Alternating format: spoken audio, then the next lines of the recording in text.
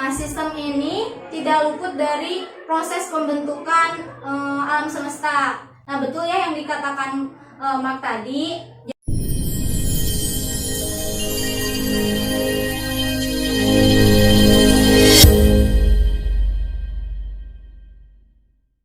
Assalamualaikum warahmatullahi wabarakatuh. Halo Sobat Yamis, gimana nih kabarnya hari ini? Mudah-mudahan kita semua dalam keadaan sehat walafiat ya. Alhamdulillah nih kita berjumpa lagi di tengah kesibukan kuliah dan juga di tengah gempuran tugas kuliah yang astagfirullah ya. Nah, di episode kali ini saya Mak Sungkar akan menemani kalian lewat Hamka Podcast Studio yang akan mengupas materi tentang tata surya yang pastinya akan dibahas atau disampaikan oleh pemateri yang Masya Allah banget yang sudah kebetulan nih sudah hadir di sini, yaitu mahasiswi pendidikan kimia yang bernama Teh Dinda. Halo Teh, gimana kabarnya hari ini? Alhamdulillah baik. Mas sendiri gimana? Alhamdulillah Teh juga sehat. Nah Teh, by the way Teh, belakangan ini Teh itu kesibukannya apa aja ya Teh? Sekarang kan sudah memasuki perkuliahan ya, mungkin lebih sibuk ke perkuliahan dan paling himpunan ya mungkin kayak gitu. Jadi Teh Dinda ini anak kuliah rapat ya Teh? Ya betul lah kayak gitu. Nah, mungkin teman-teman semua yang ada di rumah Teh sudah tidak sabar nih untuk mendengarkan materi tentang tata surya ini. Gimana Teh, apakah sudah siap untuk menyampaikan materinya? Insya Allah siap. Oke, baik. Mungkin Sobat Kemis juga sudah siap ya menyampaikan materinya. Sudah siap untuk mendengarkan materinya. Oke, kita langsung saja untuk mendengarkan dari Teh Dinda untuk menyampaikan materi tentang tata surya ini. Oke Teh, mungkin kalau kita berbicara mengenai sistem tata surya ya Teh, sudah tidak asing lagi tentang berhubungan gitu Teh dengan alam semesta ini Teh. Nah, kalau tidak salah Teh, pada tahun 1948 itu ada 3 ilmuwan Teh yang menyatakan bahwa di alam semesta ini tuh tidak ada awal sampai akhir. Nah, maksud dari pernyataan itu bagaimana ya Teh? Boleh dijelaskan? Iya betul, jadi gini Kang, matahari, planet, satelit, dan yang lainnya itu berkumpul dalam satu sistem yang dimana sistem itu disebut dengan sistem tata surya. Nah, sistem ini tidak luput dari proses pembentukan alam semesta. Nah, betul ya yang dikatakan Mark tadi. Jadi pada tahun 1948 ada ilmuwan yang namanya Bondi, Gold, sama Holly mengatakan bahwasanya si sistem ini tidak ada awal dan tidak ada akhir dan tidak terhingga usia dan luasnya. Nah, tapi pada abad 20 teori ini dibantah dengan teori Big Bang yang dimana disebutkan pada ayat surat Al-Quran surat Al-Anbiya ayat 30 yang dimana di situ mengatakan bahwasanya ada teori Big Bang gitu, kayak gitu. Mungkin nggak asing ya dengan teori Big Bang ini? Iya Teh, itu udah nggak asing, tapi bagi saya Teh, mungkin itu udah lupa isinya bagaimana Teh. Mungkin teman-teman semua juga sama ya. Iya Teh, mungkin teori ini udah nggak asing lagi ya Teh di pendengaran kita ya Teh. Nah lalu Teh, bagaimana sih Teh pembentukan langit serta benda-benda langit lainnya itu Teh sebelum terbentuknya seperti yang diketahui oleh ilmuwan-ilmuwan yang terekam gitu Teh pada zaman ini? Oke, mungkin teman-teman kemis juga boleh lihat ya di surat Fusilat ayat 11 yang dimana artinya itu kemudian dia menuju kepada penciptaan langit, dan langit itu masih merupakan asap. Lalu dia berkata kepadanya dan kepada bumi, datanglah kamu kepada keduanya menurut perintahku dengan suka hati atau terpaksa. Kemudian keduanya menjawab, kami datang dengan suka hati. Nah, ayat tersebut menjelaskan bahwasanya sebelum sistem tata surya terbentuk, langit beserta benda langit lainnya itu merupakan satu kesatuan yang berbentuk gumpalan asap yang dimana disebut dengan nebula. Nah, nebula ini merupakan gumpalan asap padat peristiwa ini disebutkan dalam surat Al-Anbiya ayat 30 yang dimana berbunyi bahwa langit dan bumi keduanya dahulu adalah satu yang padu, kemudian kami pisahkan. Jadi kayak gitu, Kang. Masya Allah, sebegitu rincinya teh Al-Quran menjelaskan tentang alam semesta dan juga tata surya yang mungkin kita tuh masih banyak ya teh rahasia-rahasia yang belum kita ketahui.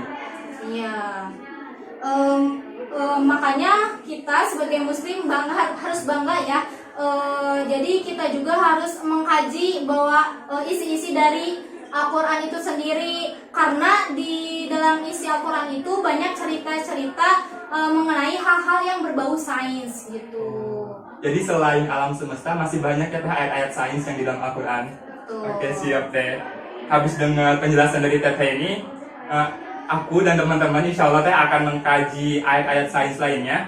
Gitu teh. Jadi sobat kami jangan lupa ya untuk mengkaji ayat-ayat sains lainnya di dalam Al-Quran. Ya, betul. Mau tahu gak ada yang keren juga dari tata surya ini? Masih ada teh? Ada dong. Boleh dong teh di-spill apa itu? Oke, mungkin aku kasih tahu ya. Semua benda langit dan dalam sistem tata surya ini pasti merupakan memiliki garis edarnya masing-masing. Jadi nggak bisa memotong garis planet yang lain kayak gitu. Terus ada disebutkan di dalam surat Az-Zariyat ayat 7 yang dimana demi langit yang mempunyai jalan-jalannya kayak gitu. Tahu nggak bukti dari benda langit yang mempunyai garis edarnya masing-masing itu apa? Wah, belum tahu teh. Mungkin dari sobat Kenny semua udah ada yang tahu ya, boleh dibantu jawab di kolom komentar ini. Boleh jawab ya. Oke, mungkin aku kasih tahu aja ya tentang salah satu dari buktinya, yaitu ada siang dan malam, di mana matahari dan bumi ini bergerak sesuai dengan garis edarnya masing-masing. Jadi tidak pada garis edarnya yang lain. Jadi sudah ditentukan oleh Allah Subhanahu wa taala, matahari tidak akan mendahului bulan karena sudah mempunyai garis edarnya yang berbeda dengan bulan. Nah, di mana bulan itu juga mengelilingi bumi dan bumi itu mengelilingi matahari. Nah, matahari mengelilingi galaksi Bima Sakti. Jadi kayak gitu, Kang. Masya Allah, jadi setiap planet dan bumi itu masing-masing ada jalurnya masing-masing ya teh. Betul. Tidak hanya di alam semesta, tapi mungkin juga di kehidupan kita ya teh. Betul. Nah, seperti itu Kang. Jadi boleh ya teman-teman kalau misalkan tahu contoh lain dari bukti-buktinya boleh dijawab di kolom komentar. ya betul. Mungkin aku juga mau selain dari itu ada fakta-fakta lainnya tentang sistem tata surya ini. Oke. Ya mungkin aku juga mau nyampein satu fakta yang menarik ya tentang tata surya ini, bahwasanya matahari ini merupakan pusat tata surya. Pusat tata surya kita ya teh. Iya betul. Jadi matahari ini 99,8% itu merupakan pusat dari sistem kita. Nah, jadi kan kita ketahui bahwasanya bumi ini kecil ya, tapi 109 kali matahari itu lebih besar dari bumi kayak gitu. Jadi betul Kang, aku mau ngasih tahu faktanya bahwasanya kan matahari ini merupakan pusat tata surya kita. Nah, faktanya bahwasanya 99,8% ini masa tata surya kita itu dipegang oleh matahari. Nah, dan diameter dari matahari ini lebih 109 kali lebih besar dari bumi. Besar banget kan ya Kang? Mungkin terus ada lagi nih bahwasanya kita kenal dengan rotasi dan revolusi. Nah, rotasi bumi ini adalah di mana bumi mengelilingi berputar pada porosnya. Jadi kan dalam satu hari ini bumi ini berputar di porosnya selama 23 jam 56 menit dan 4,9 detik. Kemudian revolusi bumi di mana bumi ini mengitari matahari, betul sekali. Nah, jadi seperti itu Kang. Contoh lain dari bukti ini ada salah satu fakta bahwasanya matahari ini merupakan pusat tata surya kita. Ternyata sekitar 99,8% merupakan massa dari tata surya ini merupakan matahari. Terus diameter matahari juga ini 109 kali lebih besar dari bumi. Jadi akan tahu kan rotasi dan revolusi. Iya, Nah, betul kan? Nah, kan rotasi ini bumi dimana mengitari porosnya. Nah, dalam satu hari kita terdapat 24 jam.